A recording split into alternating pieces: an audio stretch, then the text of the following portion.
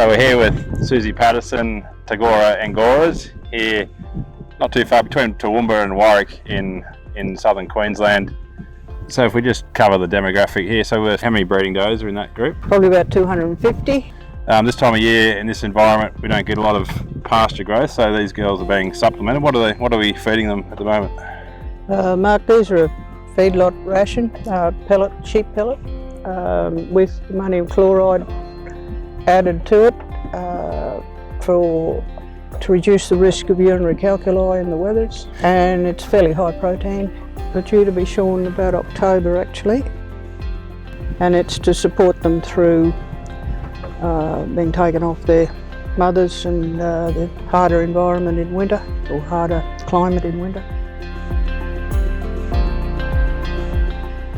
There's lick box in the paddock. That's obviously different areas of Australia are deficient in different things, and goats do have a high mineral requirement, so you're always running a lick box now that you've moved the Angoras down here? Pretty much all year round. They've got licorice all sorts. They can choose how much intake they want to have. Sulphur's important all the time down here, as is iodine, and definitely the minerals. What is it about these girls that when you could run anything on this block of land here? Obviously Angoras are your chosen weapon. What is it about farming these animals that makes it intriguing and interesting and wants you to get out of bed every morning? Nature of the animal does help. So I kind of like their quirky nature. They are highly intelligent. But aside from that, they are the fastest fibre growing animals in the world, and that's been very rewarding. When you came here, what were the things that you sort of, in terms of infrastructure, if you walked onto a sheep farm and wanted to convert to Angora goats, what would be your priorities of things you would improve first or change first? If they've had good fencing, sheep fencing, that's enough. Some of the sheep breeds are worse at getting through fences than Angoras, but our goats unfortunately are so badly stigmatised. Yeah. But they're not difficult to keep in. I won't say they won't try. Great little shed here. Obviously in southern areas or cooler areas when there's not a lot of natural cover, Angoras do love to seek shelter, so you obviously put these up to provide that shelter when storms and that come through. We do get a lot of very cold winds in winter, and they're a tough animal. They can handle cold and wet and dry and heat, but not all at the same time off shears. Yeah. So you got sheds in most paddocks where we run them, or? Pretty much. Yeah. Pretty much, yes. Yeah. So kidding wise, they'll be in those paddocks, and is that the same paddocks you would kid in, or you go more intensive with at that time of year? I have a main building on the property or on the farm that predominantly the stock are there. It's closer to the house. I can dive out in the middle of the night and just check them over, see if any.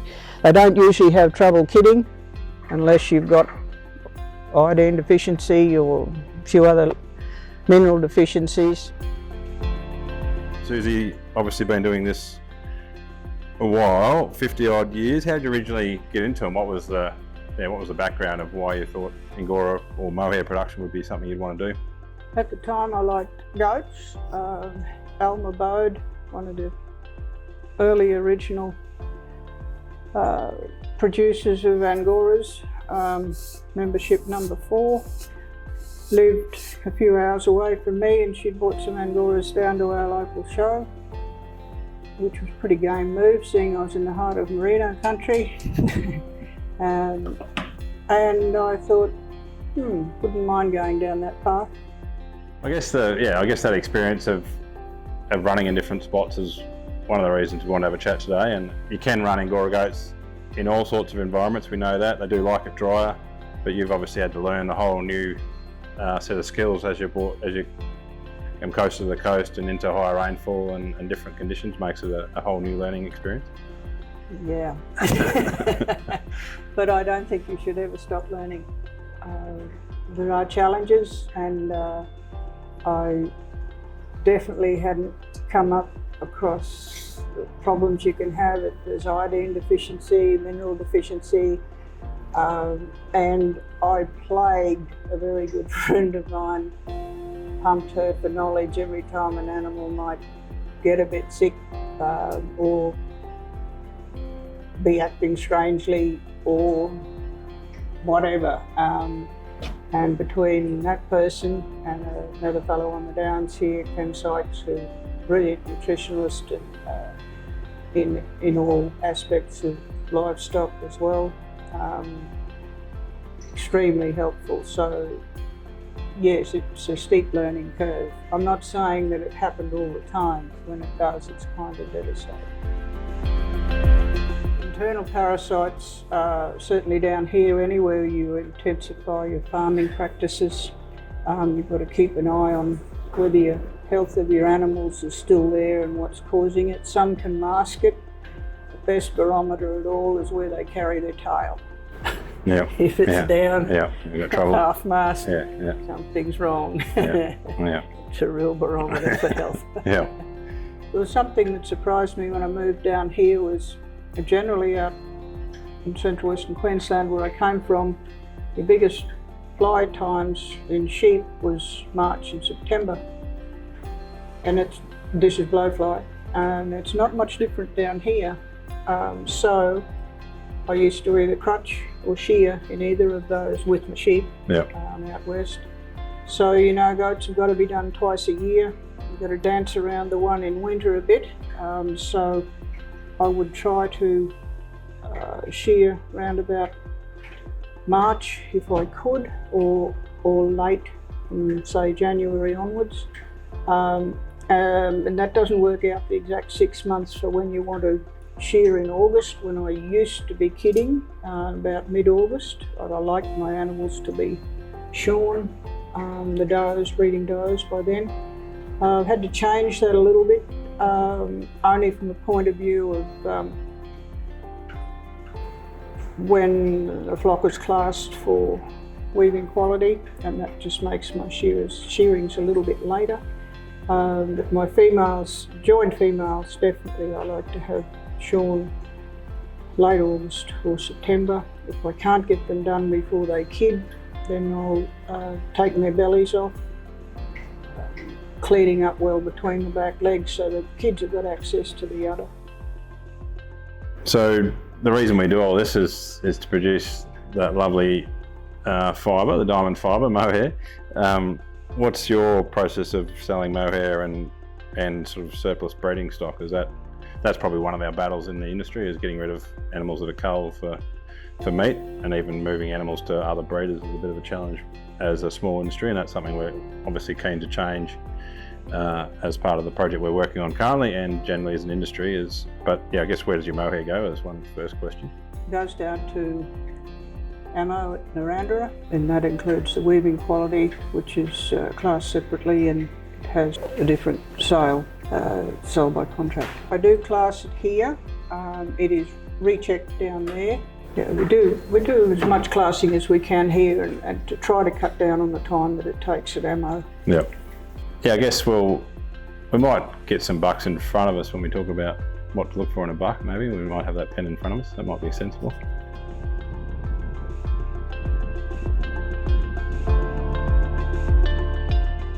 Like all livestock, we're looking at when we're looking at Angora bucks or does or whichever, where you start with the fundamentals, which is structure. So obviously teeth, mouths, legs, feet. Probably not a major quality of an Angora goat as its quality of its feet, but something we certainly work on and try and you will get some that will grow into long toes. But an upright pastern, they can be a bit hocky, so trying to get nice sort of square hocks is something we're looking for. Spring a rib, and then obviously the main thing we're looking for is fibre. We've got to get a functional animal, but then fibre of quality right through the fleece. Or what's the qualities of a weaving mohair we're looking for? It's got to have tensile strength, not necessarily about the micron, so that it can withstand the speeds the machines are spinning at. Definitely not tender fibre, which will break in the machines and cause more wastage for the buyers.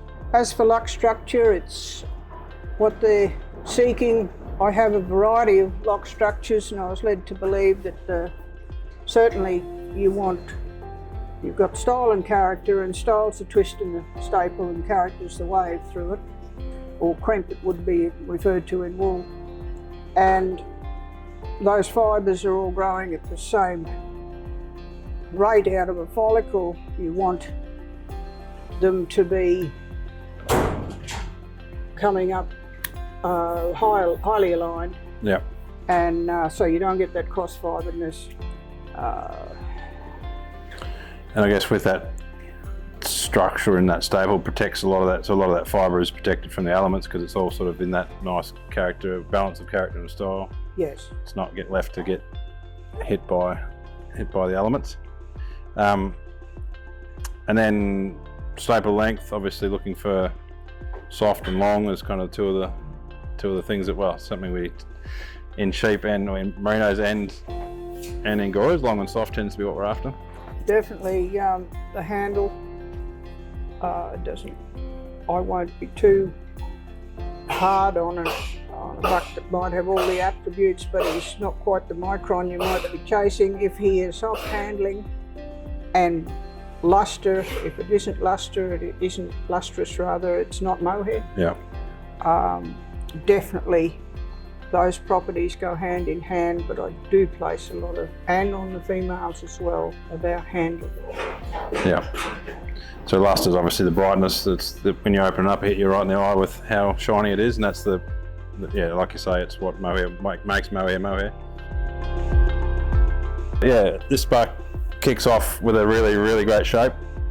We're then looking obviously around fibre, making sure that he's got that beautiful, really consistent up the front there. So that's mohair that's going to look exactly the same as that pretty much. So from the neck through to the mid side. And then right back here, we've still got quality fibre. Might flattens out a bit here generally, and this guy does as well. But not you can so much up on the skin. It might be just where he's been lying down. Do you think? Yeah, it's going to be a little bit more character based back there, but he's still very high quality, and that fibre's just running all the way through.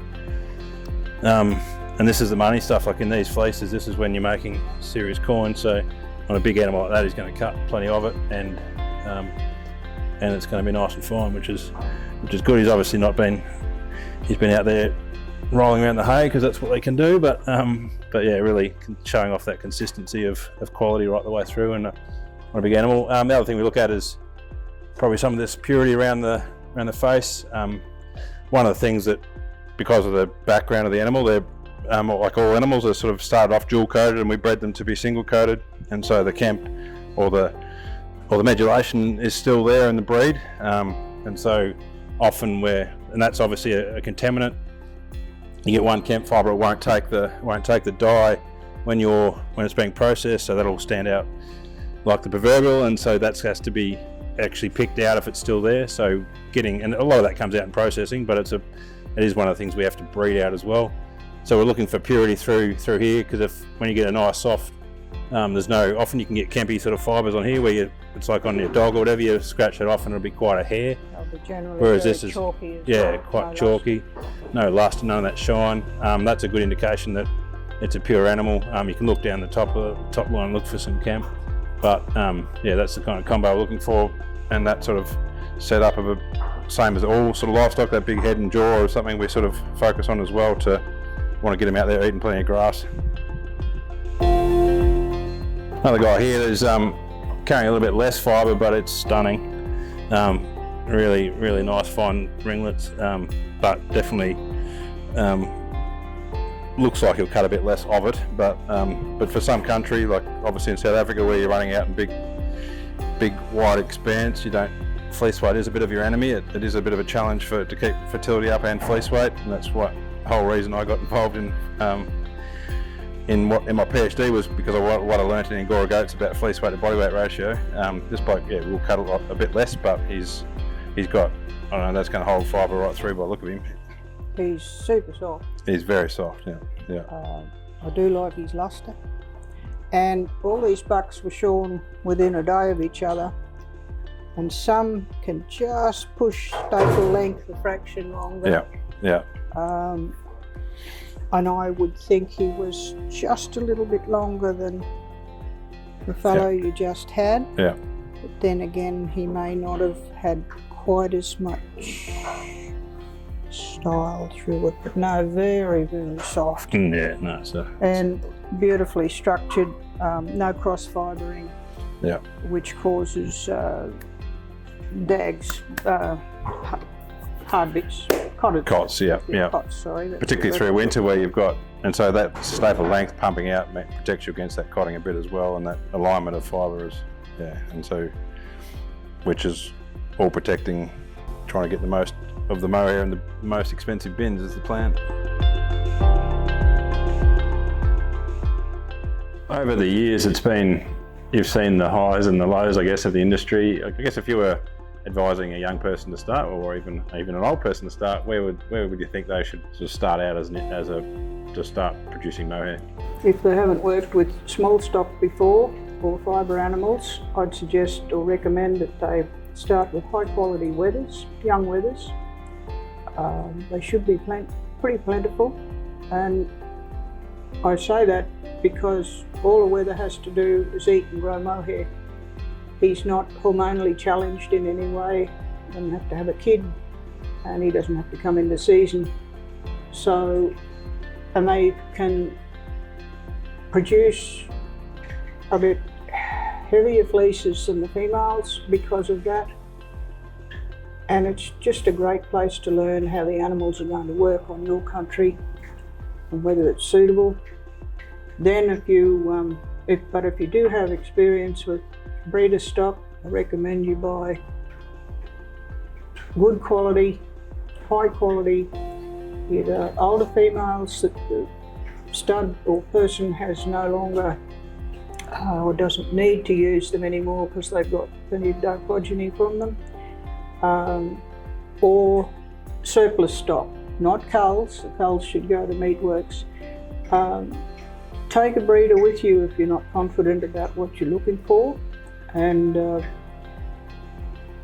yes, consult with that other person, or it might even be the person on the farm, and they might even be able to come over and help you just do that, learn the basic passing. Definitely be in touch with your fibre, in the sense that learn as much as you can about it. And then with your from your breeder point of view, if you're not confident about the type of buck that might be required for your females, it's not about what he costs you, it's about what he can do for you. 100%. So those young wethers, how long, you would obviously get them at obviously as close to weaning as you could if you could get them, say you get that first fleece, but people may not sell them until after they've shorn them the first time maybe, but how long would you then, you'd run them, I don't know, I'm thinking you'd get a couple of years out of them before you'd cash them in, before your sort of mohair value dropped back? I do try and get my first cut off them. It'll depend a little bit on your country. If you've got harder country, I wouldn't recommend that you buy milk tooth stock. Oh yeah.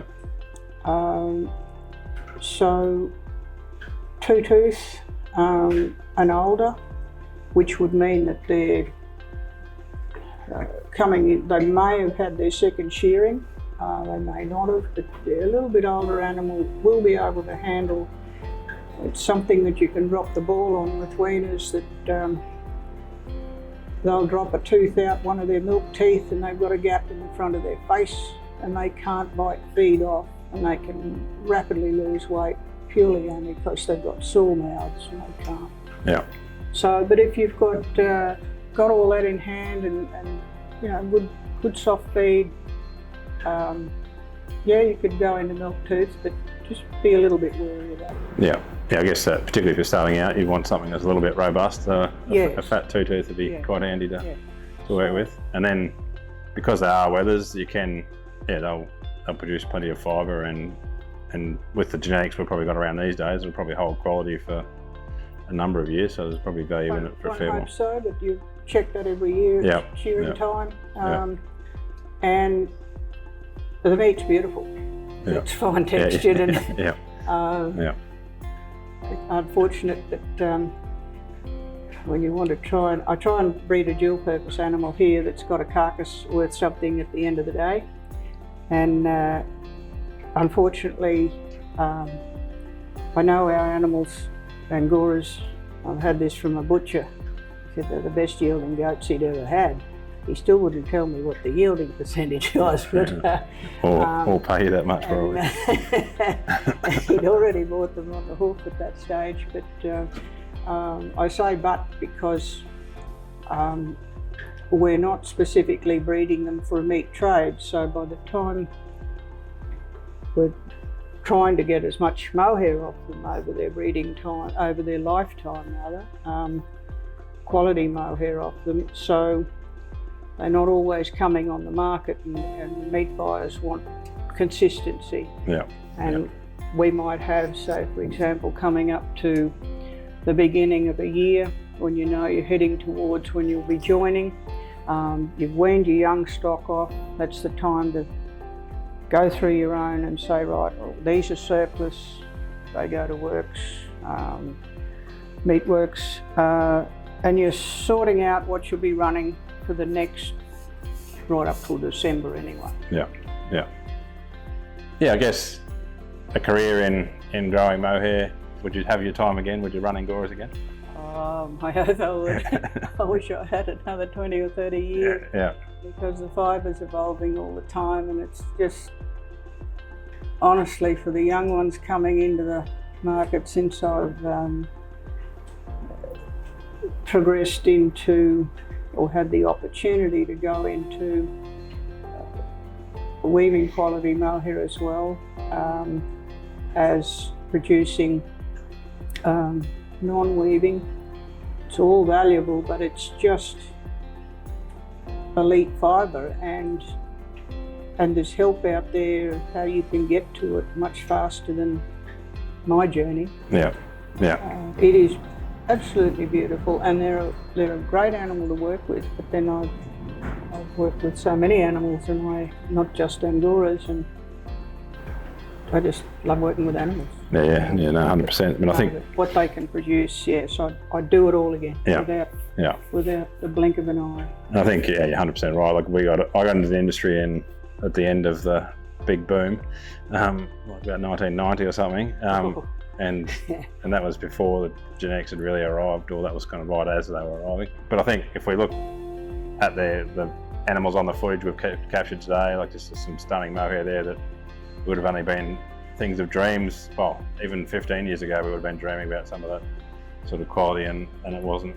It's been building, but if you're getting into the industry today, it's a pretty exciting fibre to be part of. Yes, there's so many good quality bucks around now. I wouldn't recommend you start with anything else. Not something, it'll only take you backwards, and they all eat the same amount, so try and breed the best possible ones you can.